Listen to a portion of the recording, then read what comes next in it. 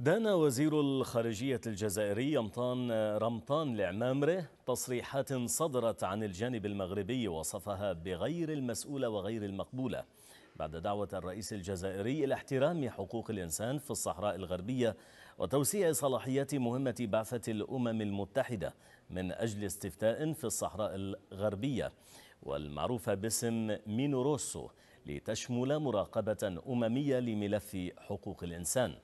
ودعا العمامرة الجانب المغربي إلى ضبط النفس ردا على برقيات صدرت في وكالة الأنباء المغربية الرسمية ضد موقف الجزائر من قضية الصحراء، وبيان صادر عن حزب الاستقلال يتحدث عما قال إنه احتلال الجزائر لأقاليم مغربية.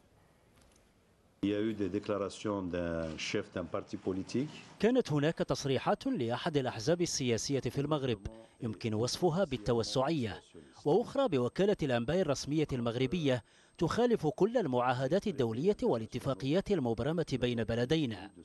ففيما يتعلق بقضية الصحراء الغربية لا حاجة لنا إلى التذكير بموقفنا الداعي لاحترام حقوق الإنسان بالمنطقة وفقا لما جاء في كلمة رئيس الجمهورية التي تلاها وزير العدل في أبوجا. أعود لأقول وبوضوح إن هذه التصريحات والمواقف غير مقبولة وغير مسؤولة. انضم إلينا من الرباط علي كبيري رئيس لجنة الشؤون الخارجية بالبرلمان المغربي عن حزب الحركة الشعبية.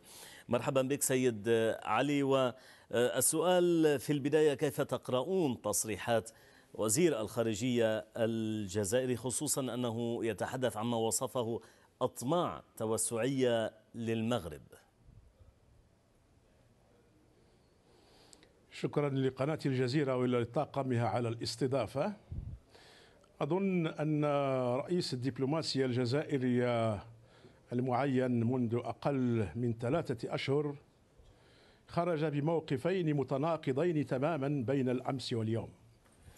الأمس صرح لقناة إذاعية بباماكو بعاصمة مالي وللقناة الثالثة بتصريح وصف فيه العلاقات المغربية الجزائرية بأنها ليست علاقات متوترة كثيرا وليست علاقات عادية. وناشد المسؤول الجزائري جميع الفاعلين السياسيين والمسؤولين، وناشد الأقلام الصحفية، ناشدها بأن لا تبادر إلى تصريحات تسيء إلى هذه العلاقات مستقبلا.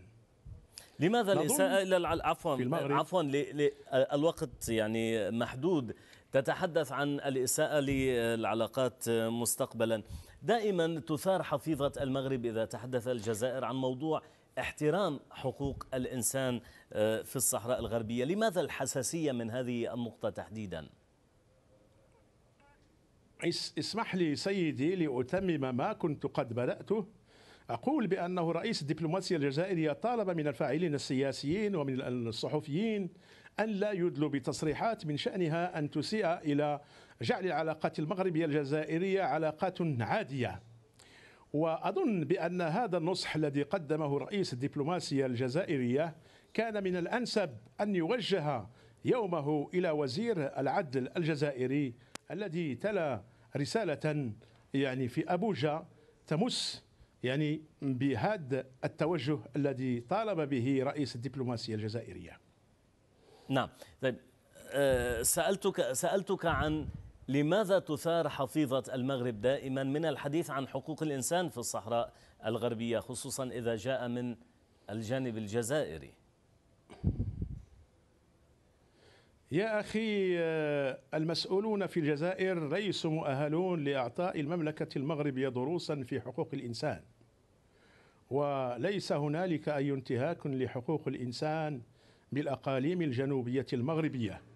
والتقارير الأممية الصادرة في هذا الشأن تنوه بالدور الذي يقوم به المجلس الوطني لحقوق الإنسان الذي فتح فرعين له في كل من العيون عاصمة الصحراء المغربية والداخلة، وليس هنالك أي انتهاكات لحقوق الإنسان في هذه المناطق. الأمور عادية إلى أقصى حد. هنالك يعني تظاهرات وهنالك شغب، ويواجه بطرق قانونية وفي إطار احترام تام لحقوق الإنسان. المسألة بهذه الحدود ليست أكثر. إذا كانت كذلك، هل يمكن أن نرى مبادرات من جانب البرلمان مثلا، مبادرات حزبية مغربية لتوضيح الصورة وربما أيضا لتخفيف حالة الاحتقان هذه؟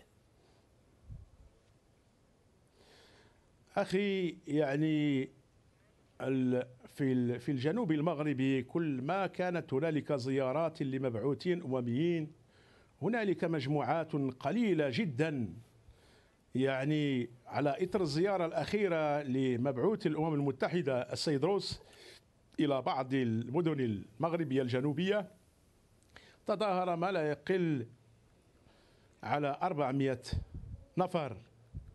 وهنالك ادعاءات بأنه اقتحمت بعض البيوت، وأن هنالك مس ببعض الجوانب من حقوق الإنسان. والمجلس الوطني لحقوق الإنسان قام بما يجب في هذا الأمر، بحيث أن فرعه بمدينة العيون فتح بحثا في هذا الباب.